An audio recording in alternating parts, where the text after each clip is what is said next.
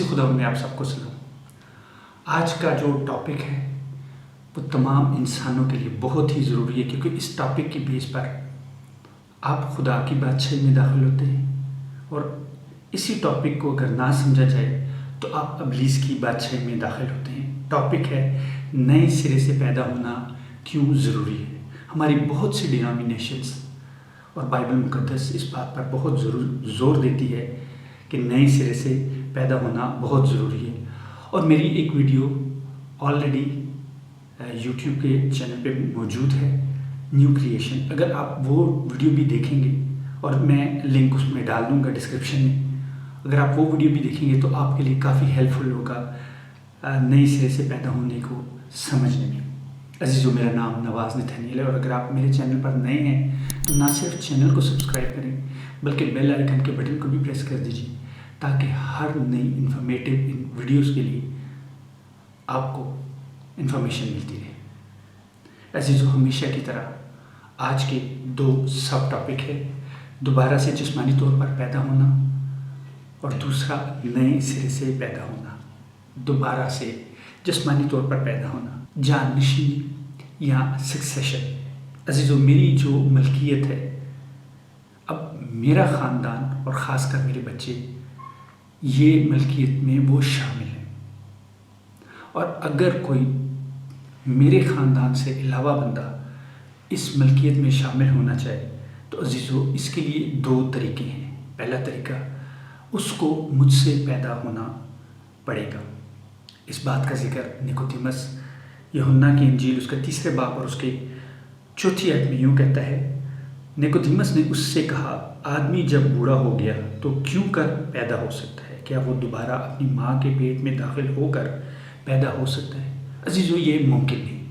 اس لیے اس طریقے سے ملکیت حاصل کرنا ناممکن سی بات ہے، جبکہ دوسرا طریقہ، وہ میری ملکیت کو خرید لے۔ ہاں، جب وہ میری ملکیت کو خریدے گا تو وہ میرے خاندان کا حصہ نہیں ہے، صرف وہ میری ملکیت کا مالک ہے۔ اور اس بات کو بہتر طور پر سمجھنے کے لیے ہم بل گیٹ، جو کہ دنیا کا 4تھے امیر ترین آدمی ہے، اس کو دیکھتے ہیں۔ گو کہ وہ امیر ہے، لیکن نہ وہ بادشاہ ہے، نہ وہ شہزادہ ہے۔ اگر وہ شہزادہ چارلز کی جگہ لینا بھی چاہے، نہیں لے سکتا۔ وہ صرف اسی صورت میں لے سکتا ہے کہ جب تک وہ ان کے خاندان میں ملکہ سے پیدا نہ ہو۔ ہاں، وہ ان کی ملکیت یہاں تک کہ ان کا محل خرید سکتا ہے اور اس میں رہے گا بھی، لیکن نہ تو وہ شہزادہ ہوگا اور نہ ہی بادشاہ، اور نہ ہی اس خاندان کا وہ حصہ ہوگا، اور نہ ہی ایز اے شہزادے کے طور پر اس کی تربیت کی جائے گی، اور نہ وہ بہتر طور پر ایکٹ کر سکے گا ایز اے پرنس۔ تو اس لیے صرف پراپرٹی کا مالک ہوگا، نہ کہ شہزادہ۔ اور یہ مثال دینے کے میرا مقصد یہی تھا کہ آپ نئی پیدائش کو بہتر طور پر سمجھیں۔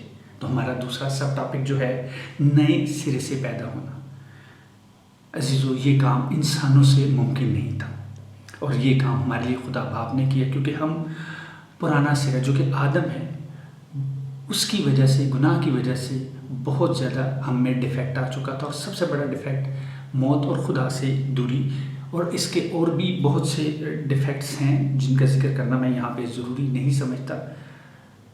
لیکن ہم اب یہ دیکھتے ہیں کہ یسوع مسیح جو ہے وہ یوحنا کے انجیل میں کیا فرما رہا ہے۔ 3 باب کی 3 آیت میں یہ نیکودیمس کے ساتھ بات چیت چل رہی ہے۔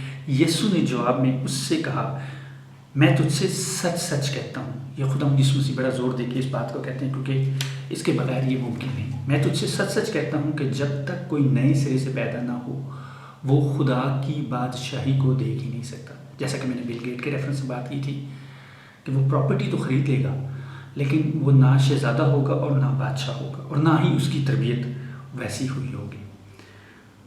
اور خدا یسوع مسیح ان دونوں میں بہت واضح فرق بتاتے ہیں۔ یہ آپ کو یوحنا کے انجیل اس کے 3 باب کی 6 آیت میں ملتا ہے۔ جو جسم سے پیدا ہوتا ہے جسم ہے۔ عزیزو، پہلے تو یہ بات ممکن نہیں کہ دوبارہ سے پیدا ہو جا سکے، اور لیکن اگر دوبارہ سے بھی پیدا ہو تو عزیزو تب بھی ہمارا سرا آدم ہی ہوگا، تو تب بھی میں ڈیفیکٹڈ ہوگا۔ مجھے روح القدس سے پیدا ہونا بہت ضروری ہے، کیونکہ خداوند یسوع مسیح اسی آیت کے آگے کہتے ہیں اور جو روح سے پیدا ہوتا ہے وہ روح ہے۔ اس کا مطلب ہے مجھے روح سے پیدا ہونا ہے، اور اس کام کے لیے خداوند یسوع مسیح نے سب سے پہلا ہمارا جو کفارہ تھا اپنی جان دے کر وہ دیا۔ یہ آپ کو یوحنا کا پہلا خط اس کے 2 باب کی 2 آیت میں ملتا ہے، اور وہی ہمارے گناہوں کا کفارہ، اور نہ صرف ہمارے ہی گناہوں کا بلکہ تمام دنیا کے گناہوں کا بھی۔ یسوع مسیح نے تو دنیا کے گناہوں کا کفارہ دے کر اپنا کام کمپلیٹ کیا۔ اب ہماری باری ہے کہ ہم خداوند یسوع مسیح پر ایمان لے کے دل سے اور زبان سے اس کا اقرار کرے، کیونکہ اب یوحنا کا پہلا خط اس کا 4 باب اور اس کی 5ویں آیت میں دیکھیں تو وہاں پہ 5ویں 15ویں آیت تو وہاں پہ کچھ یوں لکھا ہے، جو کوئی اقرار کرتا ہے کہ یسوع خدا کا بیٹا ہے، خدا اس میں رہتا ہے اور وہ خدا میں۔ اس کے لیے مجھے یسوع مسیح پر ایمان لانا ہوگا اور زبان سے اس کا اقرار کرنا ہوگا، اور اگر میں اقرار کر لیتا ہوں تو عزیزو نہ صرف میری تربیت کے لیے مجھے پاک روح دیا جاتا ہے، بلکہ میں خدا کی اولاد بھی بن جاتا ہوں، اور میری جو میراث ہے وہ بھی چینج ہو جاتی ہے۔ اب ان تینوں چیزوں پہ غور کریں گے۔ پہلا، میری جو پیرنٹیج ہے، میرا جو باپ ہے وہ خدا باپ بن جاتا ہے۔ یہ آپ کو یوحنا کی انجیل اس کا پہلا باب 12ویں اور 13ویں آیت میں ملتا ہے۔ وہاں پہ کچھ یوں لکھا ہے، لیکن جتنوں نے اسے قبول کیا، یعنی مسیح یسوع کو جتنے نے اسے قبول کیا، اس نے انہیں خدا کے فرزند بننے کا حق بخشا، یعنی انہیں جو اس کے نام پر، خدا یسوع مسیح کے نام پر ایمان لائے۔ وہ نہ خون سے، نہ جسم کی خواہش سے، نہ انسان کے ارادے سے، بلکہ خدا سے پیدا ہوئے، کیونکہ جسمانی طور پر نہیں بلکہ روحانی طور پر ان کی پیدائش ہوئی۔ تو پہلی چیز جو ہمیں ملتی ہے وہ ہماری جو نئی پیدائش ہے، اس کے وسیلہ سے خدا باپ ہمارا باپ بن جاتا ہے۔ اب ہماری تربیت کے لیے خدا پاک روح ہمیں دیا جاتا ہے۔ یہ آپ کو یوحنا کی انجیل اس کے 16ویں باب کی 13ویں آیت میں ملتا ہے کہ وہ ہمیں سکھاتا ہے تربیت کے لیے، تاکہ میں بہتر طور پر ایز اے کنگ ایکٹ کر سکوں۔ اور میراث کے لیے اگر آپ دیکھنا چاہتے ہیں تو گلیتیوں 3 باب اور اس کی 29ویں آیت، وہاں پہ کچھ یوں لکھا ہے، اگر تم مسیح یسوع کے ہو تو ابراہیم کی نسل اور وعدے کے مطابق وارث ہو۔ وعدے کے مطابق وارث ہو، وراثت، کیونکہ تربیت بھی ہماری ہو جاتی ہے روح القدس کے ذریعے، اور خدا باپ سے میں پیدا ہو جاتا ہوں۔ اور پالوس رسول رومیو کے خط میں اس کے 8ویں باب کی 17ویں آیت میں وراثت کے ریفرنس سے کچھ یوں لکھتا ہے، اور اگر فرزند ہیں تو وارث بھی ہیں، یعنی خدا کے وارث اور مسیح یسوع کے ہم میراث۔ سب سے امپورٹنٹ چیز یہ ہے کہ میں مسیح یسوع کا ہم میراث۔ عزیزو، اس سارے ٹاپک کو اگر میں سمرائز کر دوں تو کچھ یوں ہوگا، جسمانی طور پر پیدا ہونا ناممکن ہے، میری پراپرٹی خریدی جا سکتی ہے۔ نئے سرے سے پیدا ہونے کے لیے مجھے مسیح یسوع کو اپنا خداوند ماننا ہوگا، اور جب میں اس کو اپنا خداوند مان لیتا ہوں تو خدا باپ سے میں پیدا ہو جاتا ہوں، اور تربیت کے لیے میرا پاک روح مدد کرتا ہے، اور وہ میراث مجھے ملتی ہے۔ اس لیے مجھے نئے سرے سے پیدا ہونا بہت ضروری ہے۔ تو عزیزو، اگر آپ بھی چاہتے ہیں کہ آپ اس میراث میں شامل ہوں تو آپ کو نئے سرے سے پیدا ہونا بہت ضروری ہے، جو کہ خداوند یسوع مسیح نے ہمارے لیے بہت آسان کر دی ہے۔